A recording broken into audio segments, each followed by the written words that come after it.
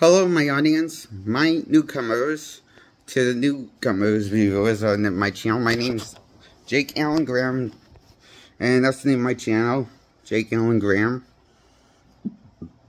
I'm reviewing the first 3 phases of the MCU in their movie format from 2008 to 2019. There's a lot of them. Good Lord. I kind of lost track of the number, but I remember the names. Anyway, I'm not going to tell you all the names because I forget to name all the names in my... I'm probably going to start tripping over the words and the names a little bit because there's so many titles in the MCU lineup. But the worst ones to me are 6 out of 10. The ones I hate. And the ones I like are 8 out of 10 in the MCU lineup from 2008 to 2019. So I'm going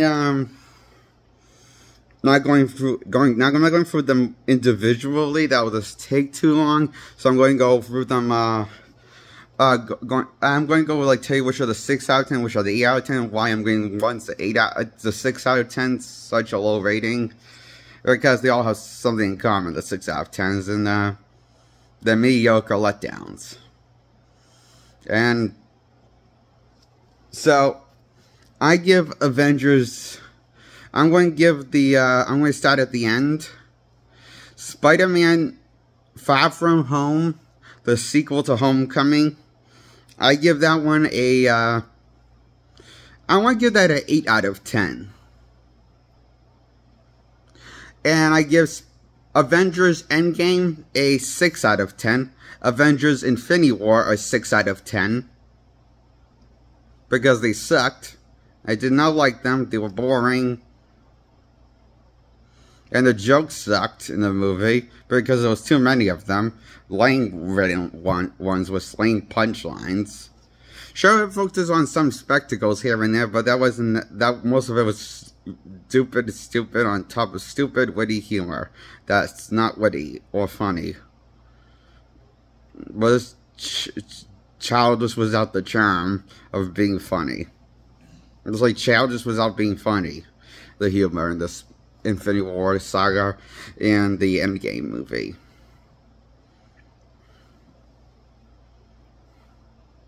There's less of it in Endgame, but it's still there. Versus Infinity War. Which is a better movie? Well, you'd be surprised. I think it might be in... I think Infinity War is the better movie. Because it felt more like a proper sequel to a finale it felt more like a proper sequel to a finale than Avengers Endgame felt like a sequel to a finale. Like, I felt like, they should have went with a completely different story that took place 10 years after the Thanos snap. With a different group of cast of the Avengers that would make great for the next generation of group of the Avengers. Here's what I think they should have done for Avengers Endgame. Okay, and Infinity War would have ended different, because here's what I would have done. I would have had the original OG, all the original OG members, except for Tony, get snapped away. That way, this comes more true with Tony's vision, and instead of it getting told by Tony, we actually see it, and it happen. See all of his oldest Avengers get snapped away. And maybe some, newbies maybe get snapped away here and there, but whatever is left, stays, that doesn't get snapped away, would be the youngest Avengers members up until this point, the newest Avengers that joined the Team Avengers. I would have had them to stay alive, and while all the oldest members get snapped away, and have the young Avengers bring back the old Avengers when they get... I would have had, if I was in control, I would have the same premise just with the new Avengers team lineup, so that and have the old Avengers get snapped back to reality, and have Captain America say Avengers Assemble when he gets snapped back into reality and comes through some portal, and all the other Avengers do, with the Doctor Strange portal. I mean, I think that would have made a better climax and more proper finale to everything with the original lineup of the Avengers, but they didn't do that, so Endgame felt like a wasted opportunity, and so did Infinity War. Why I give them a 6 out of 10. Spider-Man No Way Home lives up to its name. For me, it was actually a better Spider-Man movie than I expected it to be after Homecoming. Well, Homecoming wasn't bad, it just wasn't as good as Amazing Spider-Man 1, or The Amazing Spider-Man 2, or even Spider-Man 3. Which I think was the weakest one out of the Spider-Man movies I liked. Is Spider-Man 3, the one I listed off in this video. That's the one with Tobey Maguire, the first Spider-Man 3 from 2007. Just to clarify, okay? So, I give Spider-Man Far From Home, the one with Mysterio, I give it an 8 out of 10 because I really appreciate how they got creative with Quentin Beck, known as Mysterio. Sure, he's miscasted because he doesn't look like Mysterio from the comics, because Mysterio is supposed to be played by an ugly fella. That's part of his act in the 616 comic, why he becomes a villain, because he's an ugly looking fella that couldn't get a gig in the acting business. So it becomes a villain to go against, becomes this master of illusion villain against Spider-Man. It's probably his character development in the 616 comic. So, while Jake Gyllenhaal doesn't look anything like the Mysterio, he does nonetheless give a good Quentin Beck performance, and I appreciate he's not playing like Jake Gyllenhaal, he's playing Quentin Beck, even though he doesn't look like Quentin Beck from the comics, the 616 comics, because he's handsome, Quentin Beck's ugly fella looking. He is.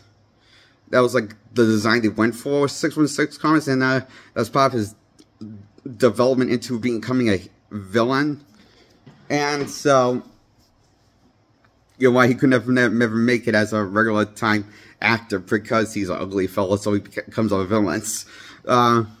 My understanding of Mysterio is like knowledge and understanding of Mysterio, the character. I really liked Jake Gyllenhaal's portrayal on Quentin Beck. I thought it was a unique yet refreshing take on the character. Didn't fall too out of line with him, his comic book 616 counterpart. I felt like he was playing Quentin Beck, nonetheless, like a version of Quentin Beck that I, bought as played by him. Gyllenhaal was good as Quentin Beck. I liked him more than I felt like I liked, I liked Michael Keaton as the Vulture and all in Homecoming, but I felt like he was a little over the top when he tried to be the normal guy.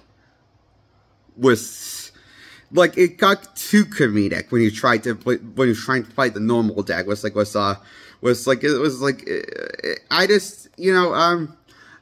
I'm trying to say is, I found it, I wish it was less cringe when he was when he got the lines playing the normal dad, when he was playing the dad, but when he's playing the Vulture, and he figures out in the car,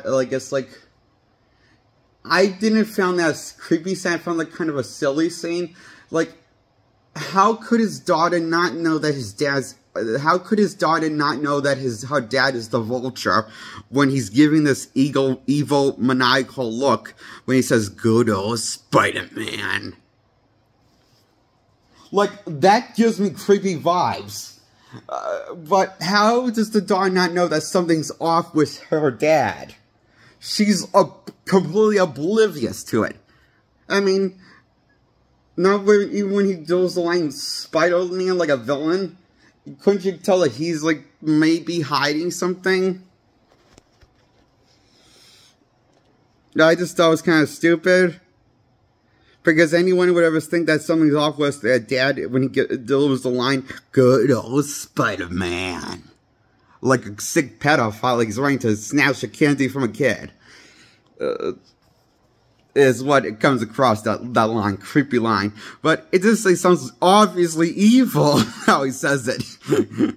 Like it just makes me question, like when he turns when he steals it makes me question, like, how does Dog not notice that he's a villain when the tables turn in his favor in the third act in the car?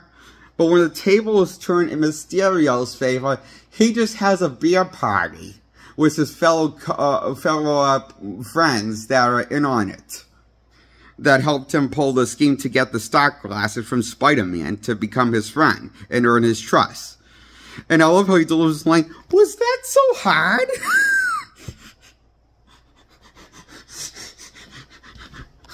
It was way more funnier. It was less stupid than when the tables turn in Vulture's favor from No Way Home. It was less cringe and more villain, deliciously evil. To me, I felt like watching that scene play out in the bar when he gets the stock glasses, Mysterio. He's definitely one of the better Spider-Man villains that have been done in live action, I think. Mysterio has.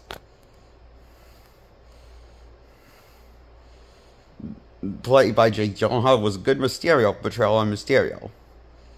I'm pretty sure he played Mysterio, not himself, which is more than I can say for other actors in the MCU. Robert Downey Jr. playing yourself when you should be playing Tony Stark.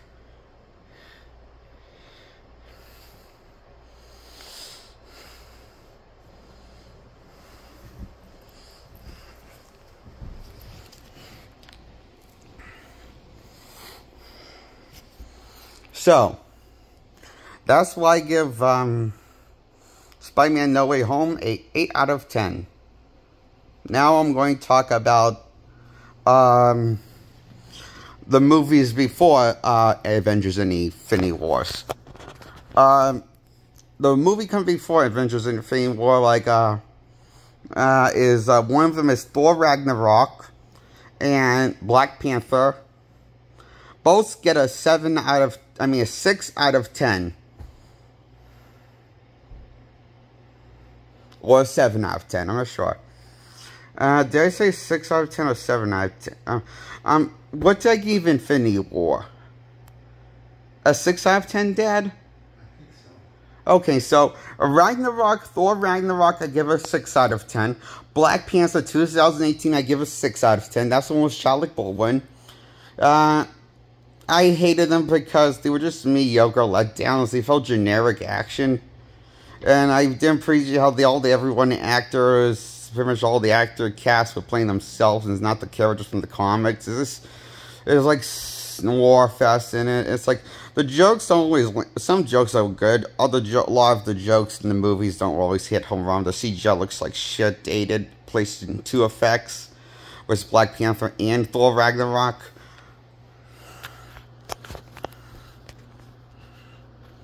For some reason, something happened in 2017, and from there on out was the Marvel movie budget.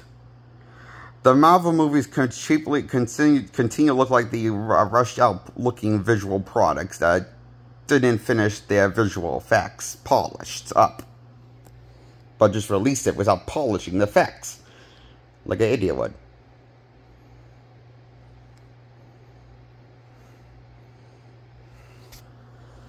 Is what Black Panther and Ragnarok has been common in other ones since 2017. Marvel went into that year, and out of that year, they have trouble.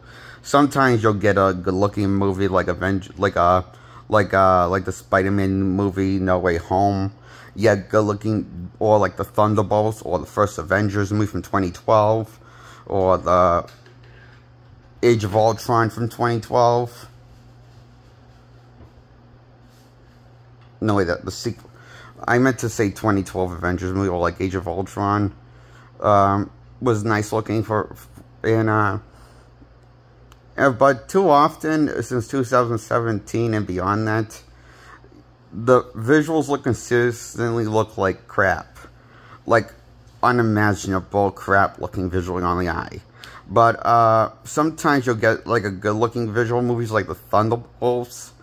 movie most recently in their Marvel lineup. I think Thunderbolts is the best looking Marvel movie that most recently lined up to this day. I think it's like some of the best looking movie that they had put out since like phase, like it was in the early phases of phase 1 and 2. You know, before 2017 came, then it looks like they started having trouble with the budgets. Getting the budgets finished on time. I don't know what happened. I mean, first, the color grade was a problem as it was. But then they kind of, in 2017, they stopped finishing the CGI and the effects with the CGI. It looked rough. I mean, the color grade wasn't perfect. It hasn't been good since after Phase 1 has ended. Consistently was being good with the color grading, but you know, entering Phase 2 and beyond that, the color grading was positive. But then 2016 or no 17, when Ragnarok came out, around that time, 2017, that's when the CGI just looked off and not right, like shit looking. What was I going to say? Oh, yeah, so that's why, Black Panther and Thor Ragnarok's one of those two movies in this Marvel lineup, visually. I give them a 6 out of 10. The mediocre shit garbage movies. Now I'm going to talk about Iron Man 3. I give that a 6 out of 10. I hate it. As much as I hate the first one. I give the first one a 6 out of 10. That's the 2008 Iron Man movie. What really bothered for me liking that movie is the post-credit. You see, I think I really liked the movie for what it was when it came out. But then I saw the end credit scene and how Nick Fury advertised the Avengers and tell the Avengers are coming to the audience. That's what they're building toward. So that made me just want me to see the Avengers movie. When I saw the post-credit scene, just wanted me to see the Avengers movie and tells me this. The Avengers movie is going to be a much better movie than the Iron Man movie, and I was right. In the end. That's why I give Iron Man 1 a 6 out of 10. Now I'm going to give Captain Marvel with Brie Larson a 6 out of 10. 2019's Captain Marvel gives a 6 out of 10 for me. For me, it gets a 6 out of 10 to you. I'm letting you know, to you guys, it's a 6 out of 10 for me. I hated this movie. It was lame, like Iron Man or in Iron Man 3, starring Robert Downey. It was so much lame, it makes me want to throw up with this lame factor. Captain Marvel's that lame with his visuals. CGI. It's so visually disgusting with the CGI, it makes you want to throw up more than the Last Airbender CGI from 2010. Get that in your head. Last Airbender, and like Shyamalan's Last Airbender CGI is better CGI than Brie Larson's Captain Marvel from Marvel Studios. That's quite an accomplishment, right? Of shit. Deserves a Razzie, I say.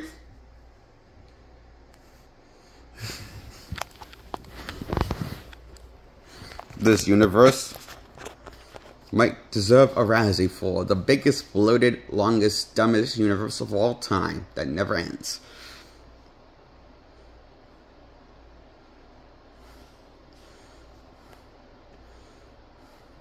Now I'm going to talk about another movie that was in the Marvel lineup. Age of Ultron gets Age of Ultron and Avengers 1 2012, titled Marvel's The Avengers, and Iron Man 2. All three of those movies get a 8 out of 10. I'm giving them. And I'm giving Thor The Dark World a 8 out of 10. I like that movie as a 8 out of 10. And I give Thor 1 a 8 out of 10. And The Incredible Hulk a 8 out of 10.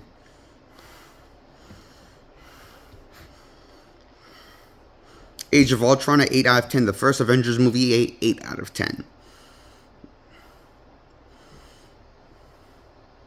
And I give Captain America, the Winter Soldier, and the Civil War movie, Captain America Civil War, known as the Avengers in this story, but it's titled Captain America Civil War.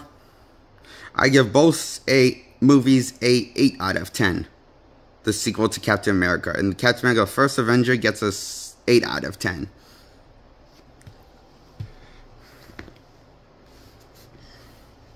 Homecoming, Spider-Man Homecoming, I'm giving it 8 out of 10.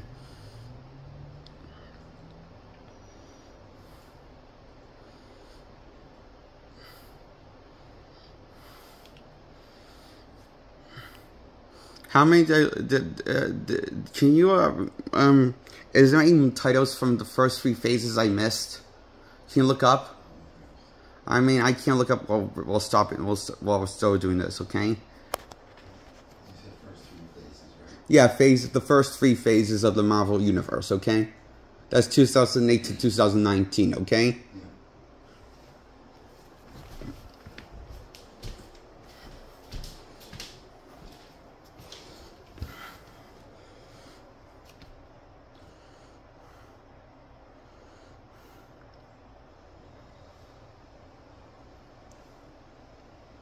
Oh, the Guardians of the Galaxy, Volume 1 and Volume 2 of Guardians of the Galaxy. I guess I'm giving them, I give them, look, 8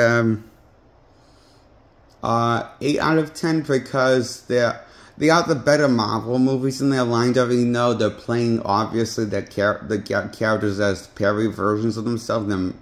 Look, I mean, I did like the cast that played the characters. They had a likable appeal to them. Even though they didn't really do a good job building on what was likable appealing from them. It didn't Gunn didn't do that good job of developing these characters, even though they're likable and stuff. But I'm giving it 8 out of 10 nonetheless. The 2 Guardians movies. Yes? Iron Man, The Incredible Hulk, Iron Man 2, Thor, Captain America, The First Avenger, The Avengers.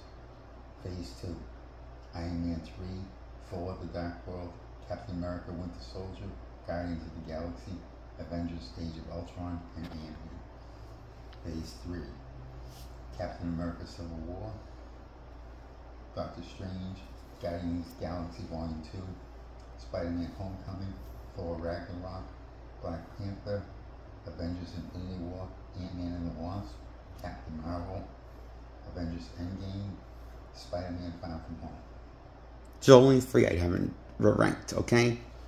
That would be the Ant-Man movies and the Doctor Strange movie, okay? Yep, awesome.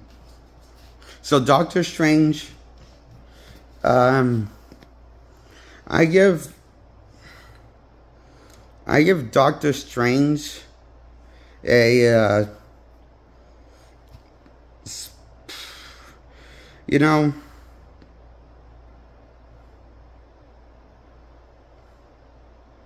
I guess I give this a 8 out of 10. Doctor Strange 2016. Because this is the best that Doctor Strange is going to be in the MCU. Doesn't get better, just gets worse. Pathetic worse. So that's why I give Doctor Strange 2016 a 8 out of 10. And I give Ant-Man a 8 out of 10 because this is the best he's going to be. Ever. Including the future.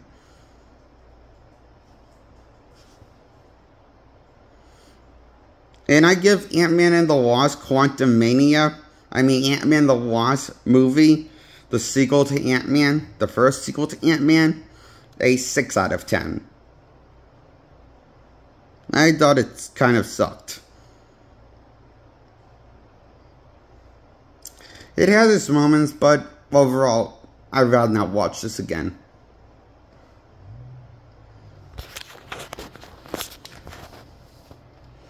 Too much stupid humor for me taste. This movie had the sequel for Ant-Man called Ant-Man and the Wasp. Had too much stupid humor, too much dumb moments, too much dumb characters being annoying, too much stupid, obnoxious ideas rolled into one movie sequel titled Ant-Man and the Wasp. Well, I give it 6 out of 10.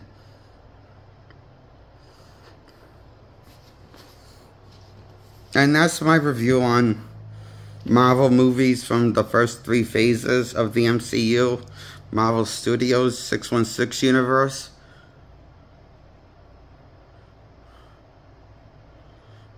Okay, I'm ending the video now, so feel free to comment below, subscribe, like this video. Goodbye.